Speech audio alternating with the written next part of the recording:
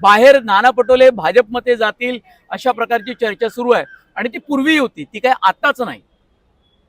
हे तुम्हाला बाहेरची चर्चा आतमध्ये त्याचं उत्तर द्यावं लागलं का? समोर बसलेली लोक त्यांच्यावर जेव्हा मी टीका करत होतो सत्ता पक्षावर, ते म्हणले की तुम्ही आमच्याकडे या.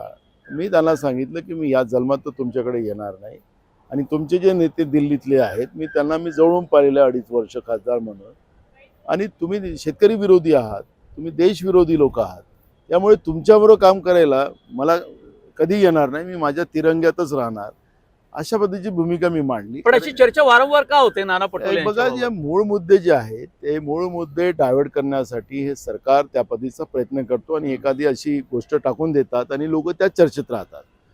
त्यामुळे लोकांना विचारलं पाहिजे, अरे बाबा तुम्ही आलात, बेईमानीनं सत्तेत आलात, मशीनमध्ये गडबडीनं सत्तेत आलात, सत्तेत बसलात, तुम्ही ते राज्य विकण्यासाठी नाही दिलेलं आहे तुम्हाला. पण महाराष्ट्रात काय होतं नाना की राधाकृष्ण विखे पाटील विरोधी पक्षनेते होते, लागलीच मुलगा गेला सुजय विखे पाटील म्हणजे, आणि नंतर तेही गेले. अशोक चव्हाणांचा एक मोठा धक्का बसला. त्याच्यामुळे आज राजकारणात नेमकं काय होईल हे महाराष्ट्राच्या जनतेच्या मनामध्ये मोठी साशंकता असते. म्हणजे हे जनतेचा दोष आहे की बदलत्या राजकीय परिस्थितीमध्ये ज्या गोष्टी त्यांनी पाहिल्या त्याच्यामुळे त्यांना असं वाटतं.